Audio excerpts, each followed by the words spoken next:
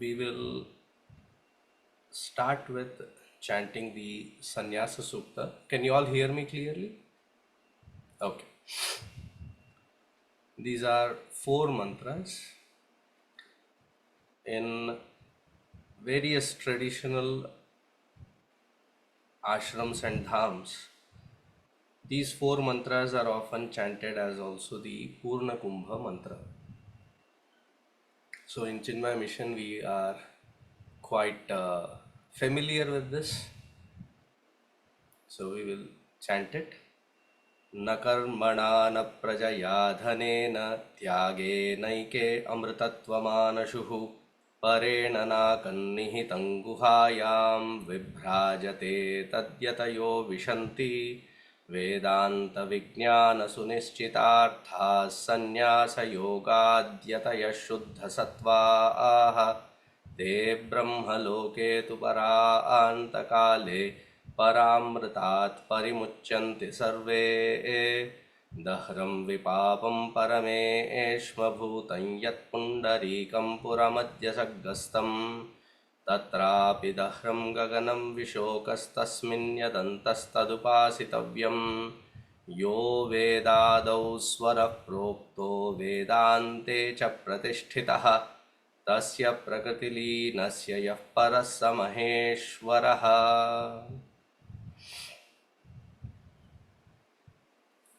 These 4 mantras are seen reflecting in different Upanishads: Mahanarayana Upanishad, Kaivalya Upanishad, Avadhuta Upanishad, and plenty more.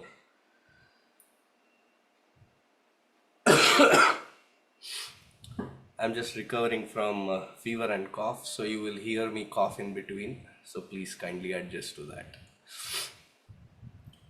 So these 4 mantras, they have to be called as mantras first and foremost, because they are from the sacred Vedic texts. That which comes from the Vedic texts are called mantra. Mananat trayate iti mantra. That by which, where we contemplate upon, that which uplifts us from any sort of limitation, they become the mantra. Whereas that which comes in the Purana Itihasa, they are called the shloka. Shlokyate anena iti. Stutyate, that which through which we praise. There is a praise of the devotee, the praise of the Bhagwan himself. So those are called the shloka. So we should not be calling these as the shlokams, but we should be calling these as mantras, because they come from Upanishads. Upanishads are an integral part of our Vedic literature. This is called the Sanyasa Sukta because it directly talks about the attitude of sannyasa. My homework that was given is like a power-packed 4 mantras which practically lay out the entire Vedanta process. So I will try to breeze through all 4 of them within the given time slot. So starting from the first one, न कर्मणा न प्रजया धनेन त्यागे नैके अमृतत्व मानशुः. Sometimes within our mission facilities where we hear these mantras, we are often charged because one of our favorite Swamiji is there and we have the Purna Kumbha and we are all standing and we chant very loudly. And in that chanting, sometimes any language for that matter, when there is an unprocessed pause, it leads to a chaotic meaning. There was this gentleman that went to a business meeting. Little did he realize that it was a very beautiful scenic place. So he immediately texted his wife, a newly married, I suppose. He texted his wife saying, अगर आप भी यहाँ होते तो, like, if you were also here, wish you were here. And immediately, within 3 seconds, he got a call from his wife, and on the other side, she was quite angry and annoyed with him. He didn't realize as to why she was angry. All that he wished was she was also here. That's it. Then his wife said, read your text. So he read his text again. Then he realized that there was one E missing. Now you figure out where it was missing. So similarly in this mantra, a lot of bhava vesha, we chant na karmana na prajaya dhane na tyage naike amrutatvam anashuhu. No, that pause is a chaotic pause. It will give rise to wrong meaning. If you observed what I just chanted, na karmana na prajaya dhane na tyage naike. Meaning, neither by karma, nor by prajani, nor by tyaga, but dhane eva. The immortality can be gained only through dhana. That would be the meaning that we would unplannedly chant. So it has to be paused at dhanena. If we break it and add that na to tyage naike, then the meaning will be completely reversed. So na karmana na prajaya dhanena tyagena eke amrutatvam anashuhu. Neither by karma, nor by prajani, nor by dhana, that one can attain immortality, that one can attain the highest of a seeker's life, which is the Ananda Tattva, which is our true nature. Then how do you get it? Tyagena eke. By tyaga alone. In Kaivalya Upanishad commentary, Puja Gurudev says that it can also be interpreted as by giving up, renouncing that one. Tyagena eke. That one. That one meaning the illusory, egocentric ahankara, that which we carry ourselves as. By giving up that alone, one can reach to the highest amrutatvam anashuhu. Now, by giving up all of these, where do I start searching? I just came back from Chardham Yatra, which is where I picked up all these fever and congestion. So, can we find it there? In the Tirtha Yatras, in the Tirtha Kshetras, in the sacred places on Ganga shores, or where can we find this? So the Rishi here very clearly says, Parena nakam nihitam guhayam vibhrajate tad yatayaha vishanti. Kam means sukham. Akam means dukkham. Na akam, nakam, means that which is beyond both the transitory phases of sukha dukkha that we as the jivatma go through. And it is parena. Parena, that which is the highest, which having transcended these experiences of sukha dukkha, that which is of the highest nature of ananda. Joy we enjoy, and we also fear losing that joy. But ananda is not something that can be gained or lost, but that which is our own true nature. And therefore, connecting it back to the last sentence, it is not a product of any karma, that I have to do certain things for attaining, achieving, or enjoying my own nature. Na karmana, na prajaya, nor through any kind of security. Praja is also of two kinds, Bindu Santati and Nada Santati. Bindu Santati is through the semen, where the father and the mother, and then there is a child, there is a progeny. Nada Santati is through the Guru Sishya Parampara, कि हमारे इतने सारे शिष्य हैं. I have so many sishyas, I have such big ashram, I have so many devotees. Neither through that security, nor by hanging on to the dhana, which becomes the portal for having different kinds of securities that which we can procure. None of this, because it is truly my own nature. Now, where can I find it? If it is truly my nature, why am I devoid of it? My name may be Ananda.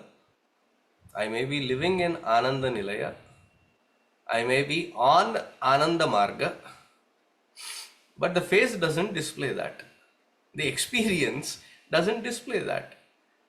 Why are we so devoid of it? Why are we so away from it?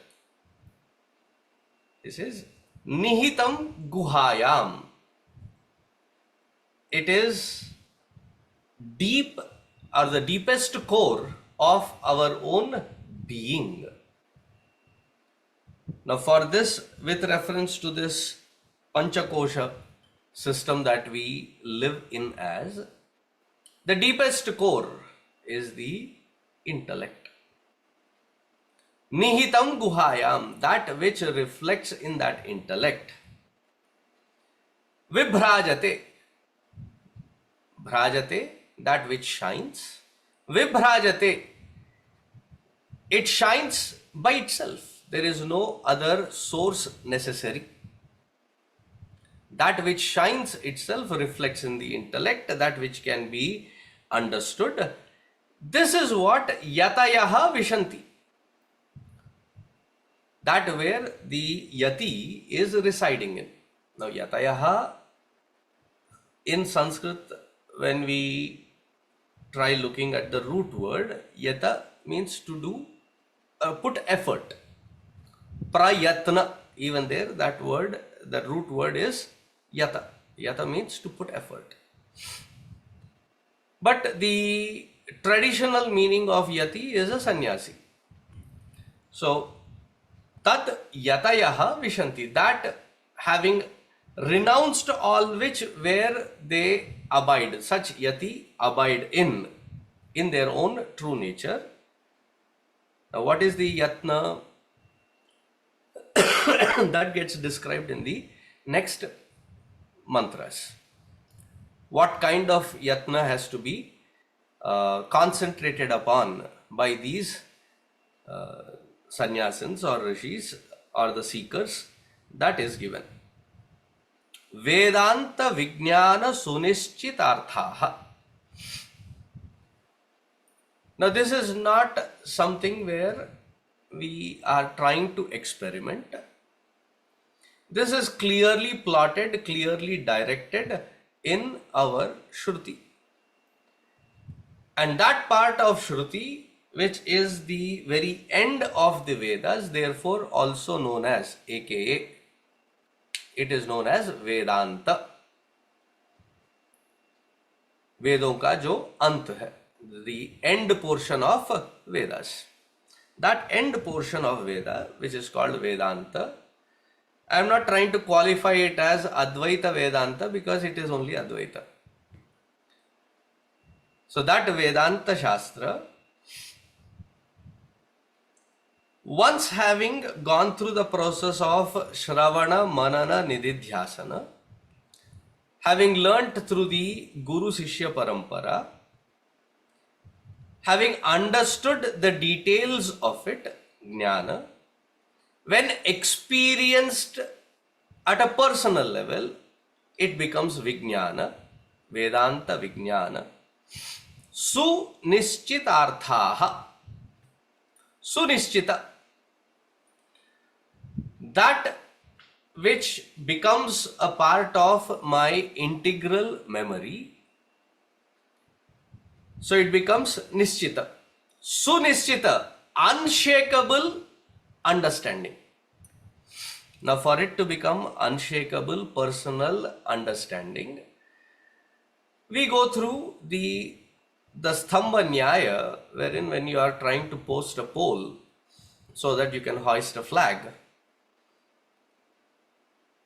so you dig a hole, put the pole, and throw some rocks in and slam it in, and you bring the strongest fellow, ask them to really shake it up to such a point wherein it is unshakable any further. Similarly, in Vedanta, Bhagavan Adi Shankaracharya ji puts it very beautifully throughout his Bhashya of Prasthanatrayi, wherein he asks the Purva Paksha and gives the Siddhanta that there are so many aspects wherein this knowledge can be questioned or challenged. So in the olden days, it was the Purva Paksha and Siddhanta. In today's world, I would say, take this knowledge and wisdom, go to Balavihar class. If you can come out convincing those kids, okay, that is the first part. Second part, be able to answer their most unassuming questions with clarity. Then this knowledge is taking a firm root in us. Then only it will benefit them. Because sometimes when you go to the Balavihar environment, we don't understand as to where that kid is having a genius perspective, that which you would have never thought about. Like I was in my first camp in US after I had shifted to US. I just arrived. So within a week, this is almost about 20 years ago. So within a week, Guruji called and said, "Camp mein aa jao. Kuch karoge?" When I asked, what will I do? Kuch to karoge. And he put me in a 4th or 5th grade. And there, Swami Siddhanandaji was teaching Bhagavatam. So as soon as he saw me, wah, nee chol. He said, "You now conduct, I will sit in the back." So he gave that entire class to me and he relaxed and sat in the back. See, teaching Bhagavatam was not new subject. Teaching to that particular crowd was a new experience.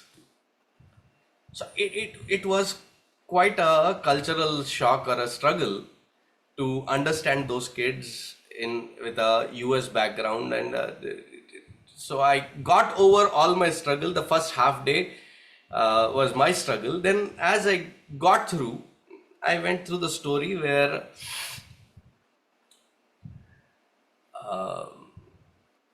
Devaki and Vasudeva just got married and Kamsa is taking them back on the chariot, and suddenly there is this Akashavani, and both of them are put in prison. And they agree that all the 8, those who are born, because the announcement was that the 8th one, so all the 8 will be handed down to Kamsa. So one by one, I narrated the story one by one. They give the child to Kamsa, and Kamsa does the barbaric act. So after everything was done, this was almost like the first day evening, and I thought I connected with the kids. The kids opened up. Now I have a good rapport with them. This one kid raises the hand. He says, those days I was still a brahmachari. He said, "Brahmachari ji, was Kamsa a fool or what?" I said, "That I agree with you. But I should have left it at that." My own inquisitiveness, because I wanted them to participate more, I ended up asking for more than what I can chew. So I said, "Why do you think so?" गलती मैंने वहां पे कर दी. So he said, I think Kamsa could have avoided all this bloodshed. All that he had to do, this is a fourth grade, okay? All that he had to do was put both Devaki and Vasudeva in two different prisons. मेरी तो बत्ती गुल. I had completely, like, my fuse went off because this, I had been teaching Bhagavatam for 8 years, and this kid was, I had never thought about this perspective. Soon, quickly, I recovered and said, true. But we are talking about, I had to convincingly give the answer to that kid so that I can move forward with the grip that I had just created, the rapport that I had just created with that group. So I had to regain that. So I said, true, what you say is true. Kamsa should have thought about it. But even if he had done it, we are talking about that Vishnu who has the capacity to come out of a pillar. Do you think putting them in two different prison cells would have saved this? And that fellow went into a pause. The same shock that I went through, he went through now. I said, yeah. Again, in an American accent, he said, yeah, that dude Vishnu, he can do anything. So when you speak with these kinds, with the kids especially, and they give that twist and turn in the tale, and we be ready to understand, our knowledge gets tested. So similarly here, Sunishchit Arthaha, wherein I have gone through every possible logical way wherein it can be challenged, questioned, shaken up. And every generation, when we speak to the next generation, they keep asking these challenging questions, and it is not for us to get irritated that this next generation doesn't understand. Understand that Bhagavan Adi Shankaracharya ji is coming in those forms, shaking our faith and firmness in the knowledge that we are learning. So when our knowledge becomes such sunishchita, wherein it is unshakable, arthaha, the meaning of it, the purport of it, and the experience of it. Sanyasa yogat yatayaha shuddha sattvaha. See, the word shuddha sattva, pure, sattvic, it is from the standpoint wherein it is referring to the antakarana. The antakarana is called shuddha sattva. Why is it called antakarana is called shuddha sattva? I'm sure you all have studied tattva bodha, right? So go back to your tattva bodha, open up the pages where the Srishti is explained, the Panchamahabhuta, the Sattvikamsha, Rajasikamsha, the Tamasikamsha. So the Samashti Sattvikamshat Kena Sambhutam, what was created? Antakarana was created. So I usually refer to this as Bhagwan gave us a very beautiful antakarana. It is made of the most sattvic element. But it is like we carrying our Gucci or the branded purse or whatever we carry. Bag दिखने में अच्छा है, पर अंदर क्या carry कर रहे हैं? What is the content that we are filling it up with? That has to be cleaned. Because the material that Bhagavan has created, the antakarana, is sattvic. But over these several births that we have continuously filled in with so much of trash, kachda, that has to be cleaned. How? Sanyasa yoga. With renouncing. Where does this renouncing start? It starts with the attitude of karma yoga way. See, we cannot claim to be karma yogin where we do once in a week some extra seva, or once in a month some satsang that we attend and say, now I am a karma yogi. Or where somebody is wedded to their job and meticulously does their job and they say, ye bade karma yogin hai. No, that doesn't cut it. Wherever karma yoga is tuned for the purpose of moksha, first prerogative is that karma, or the field of karma, is tuned towards moksha. Second, it is done selflessly. Third, it is dedicated to the highest altar.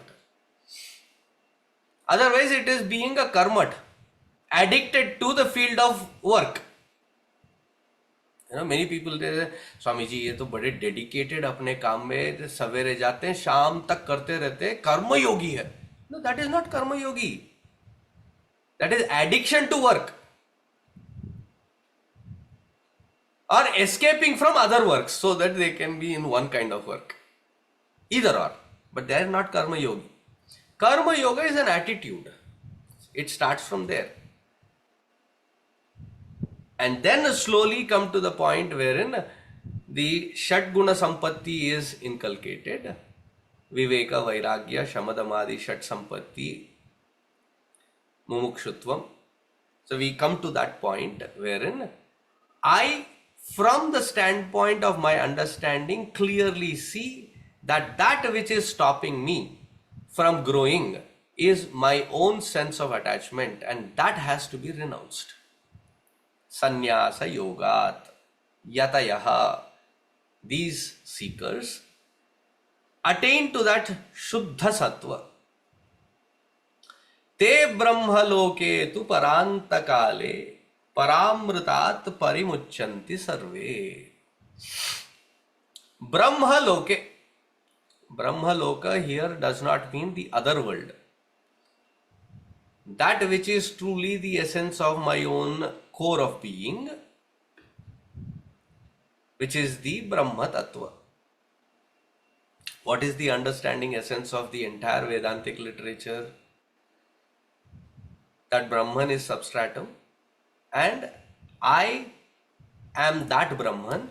There is no difference between I and that Brahman. Aham Brahmasmi. Where the Upadesha Vakya is Tattvamasi. So to reach and attain and abide in that Brahmaloka, which is the core of my essence of my own being. Here Parantakale doesn't mean the time of death. If it had mentioned that it is Antakala, then it is time of death. For everything in this creation, there is MFG, there is EXP. If you go into a grocery store, every package has 2 dates on it. MFG date and there is a EXP date, expiration date.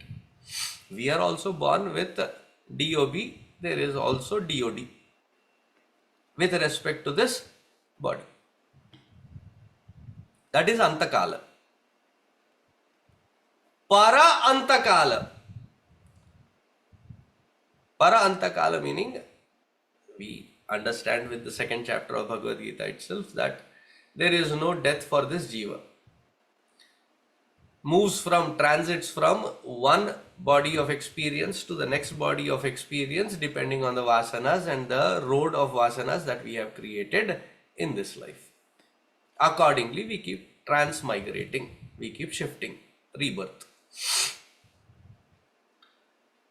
But to transcend this entire cycle of birth and death is that para antakala, that which is beyond these transmigrations, is that state of permanency which is in the unison of I knowing my own true nature as that Brahma Tattva.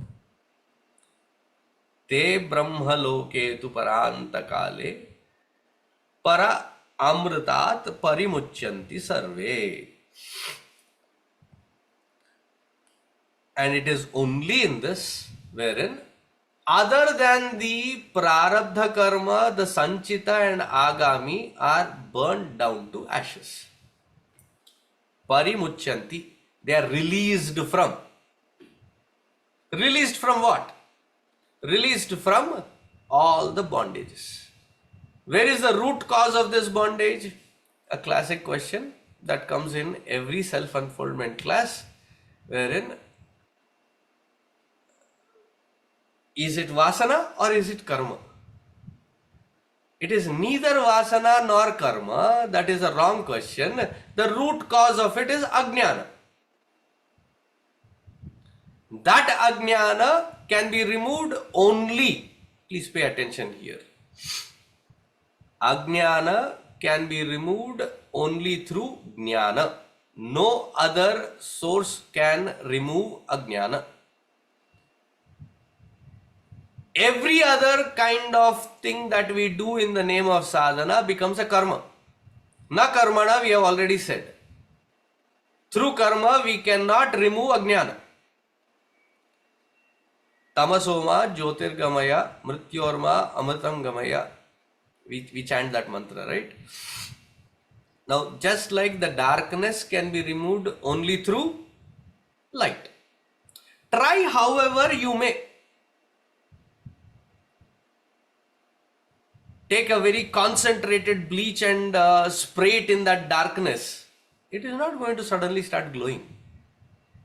Take a vacuum cleaner to suck out all the darkness. It is not going to work. There is only one way, and it is through light. Wherever there is light, there cannot be darkness. Wherever there is knowledge, there cannot be ignorance. There is no other second method. Therefore, our scripture very clearly says that we define moksha as, we define liberation as knowing one's own true nature. Knowing is the key aspect.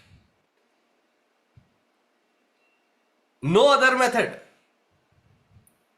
If you read the Dhruva Charitra, where Dhruva had direct experience seeing Bhagavan.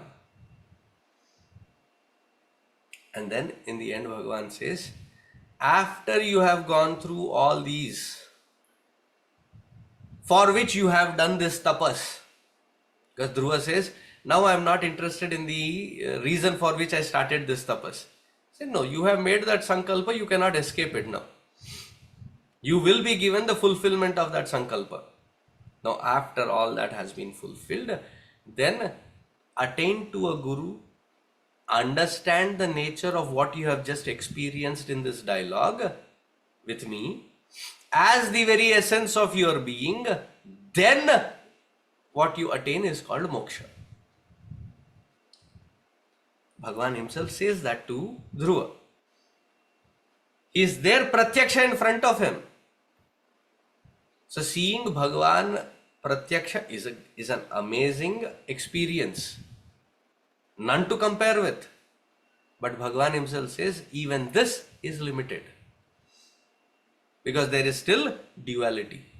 For you to experience that oneness, you will have to go through the process of Shravana Manana Nidhyasana under a guru, and that is when what you reach is called moksha, and that can happen only in jnana. Therefore, Upanishad says, Jnane naivatu kaivalyam. Neha nanasti kinchana. There is no doubt about it, there is no second path to it. This is the only method. Paramrutat parimuchanti sarve. Dahram vipapam parameshma bhutam yat pundarikam puramadya sagghastam. Now, where do I have to meditate upon this? That which I have realized. This is a very crucial step, that the clarity and the subtlety has to be understood and grasped, which many of us miss. We in Vedanta Shastra, we do not sit down in in nididhyasana or meditation for attaining the highest. Attaining the highest happens only through knowing, is what we just heard. Jnanena evatu kaivalyam. Then why are we insisted to meditate upon? There is a viparita bhavana.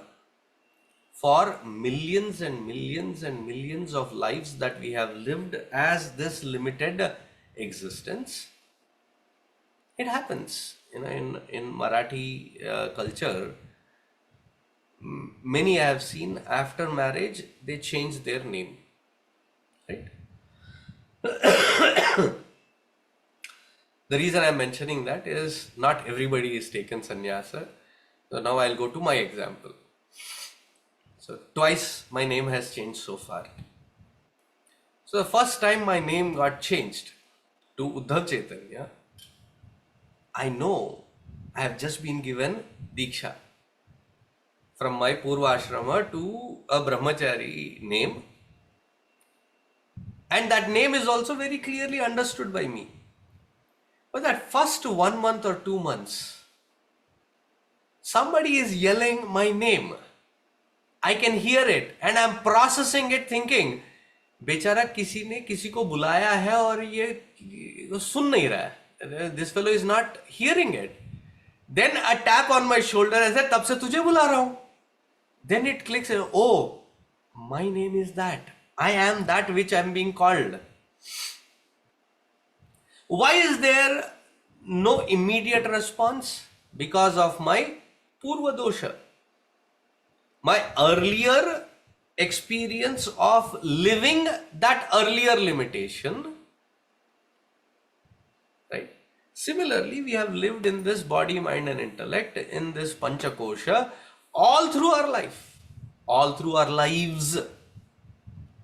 So there is a viparita bhavana, though I hear, though I experience, though I understand subjectively that I am that and I can be nothing less. And yet, habitual error happens. Bombay भाषा में बोलते हैं गलती से mistake हो गया. ये बहुत अक्सर होता है. How does one remove that erroneous perception, erroneous habitual error? Is through dhyana. That is the only way. If you go to the Panchadashikara, Swami Vidyaranya Saraswati ji very clearly emphasizes that meditation is not something that which you can negotiate about. If you are breathing, you should be meditating, he says. Why? Because he understands the seriousness of our viparita bhavana, which is strongly rooted, and it can be uprooted only if meditation as dhyana prakriya is clearly understood and practiced. Now, another caveat is, in today's world, we have too many apps, too many things that are sold in the name of meditation, meditative. यहाँ तक कि मैंने देखा है साबुन भी बिकते हैं, मेडिटेटिव साबुन, मेडिटेटिव अगरबत्ती, meditative essential oils, meditative, all that I have seen, meditative mats, meditative साबुन. बाथरूम में कौन करता है यार meditation? Anyways, so it is a marketable field. So don't get lost in what Vedanta is pointing at. Dhyana is also known as nididhyasana, wherein from all possible perspective, this erroneous habitual perception that we feel limited and exist as has to be uprooted by meditating on that which is pointed. Every Upanishad has a Shruti Vakya. Identify all such Shruti Vakyas. I tell you, we being in Chinmaya mission are blessed. Why? That effort of consolidating all of that also is done. Do you all know Tapon Shatkam? I'll just give you a clue. Tapona Shatkam, 6 shlokas. Each shloka, one line gets repeated. Okay, so remove that line. The rest 3 lines, meaning 18 Upanishadic statements drawn straight from Upanishad, 18 Upanishads. Now your homework. Go identify each line comes from which Upanishad. And they are the meditative pointers. Vyaptam jagatye nachidatma bhavat. Which Upanishad? What is it pointing at? Each one of these lines is trying to remove that erroneous perception of my own buddhi to be feeling and living as a limitation. Not everybody is feeling limited in the same perspective or angle. Now, each one of us as a sincere, sharp sadhaka has to understand what is my personal limitation jahan pe main atka hua hu. That has to be focused upon and roasted, burnt to ashes. That is the purpose of nididhyasana. Now, where is the focal point? Daharam vipapam parameshma bhutam yat pundarikam puramadhya saggastam. Asmin pure, in this conglomerate of Panchakosha, where is the Pura Madhya, the center of this Pura, this city? It is called Buddhi. We have called it, already seen it as Guha. That Pura Madhya, Yat Pundarikam. When will I abide in it? Another misnomer to be broken. We do not sit in meditation to attain focal point. Rather, we attain to the focal point so that we are qualified to sit in meditation.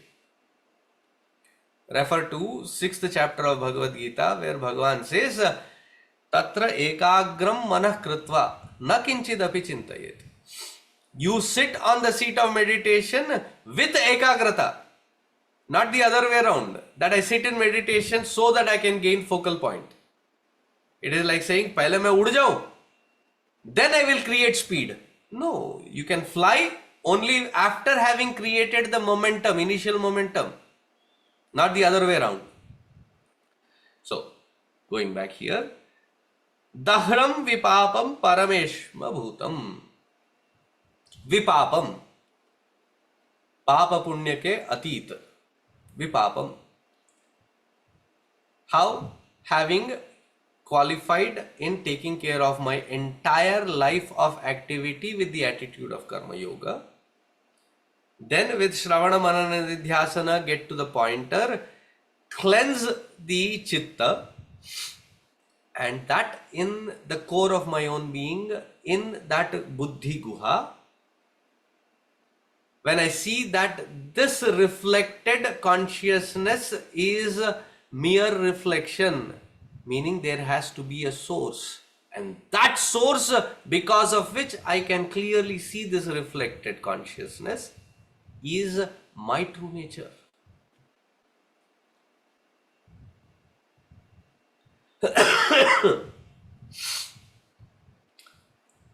Tatrapi dahram gaganam vishokah tasmin yadantas tadupasita. Yasmin yadantas tadupasitavyam. Now this Parameshwara, in that small space which is free of Vishoka, both aspects of Papa Punya which we have seen, which reflects in our life as being hurt and feeling guilty. When we do something, we carry remorse, we carry regret, we carry guilt. When something happens to us, we carry the hurt. both aspects, what I do unto the world and what the world does unto me, I stay unimpacted because not because I become callous, because I have grown past that impact, that it cannot torture me either ways. Upasitavyam, this has to be meditated upon.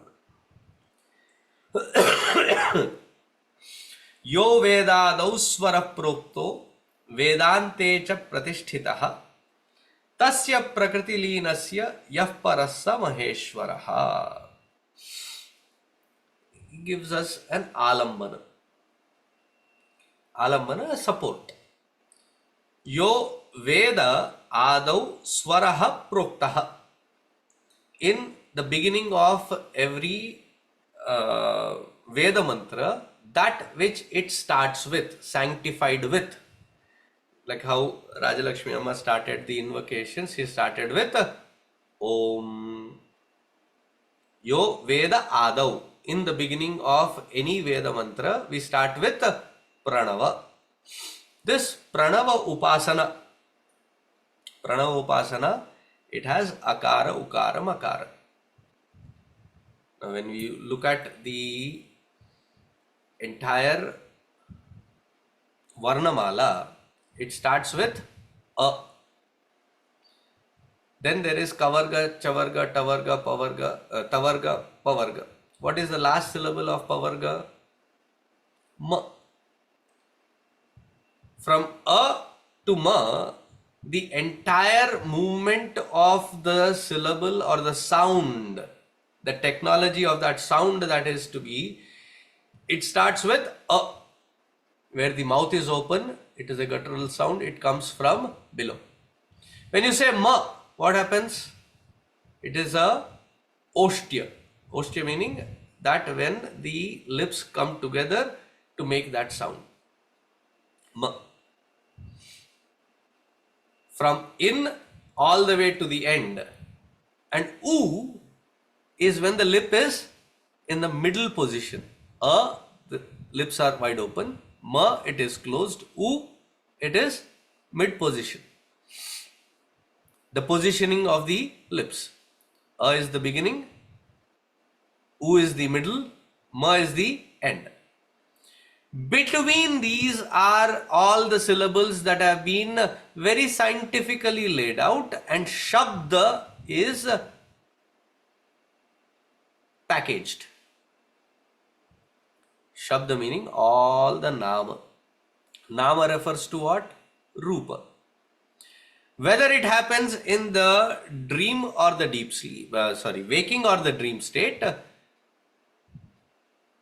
this Nama Rupa is represented by the Akara, Ukara and Makara.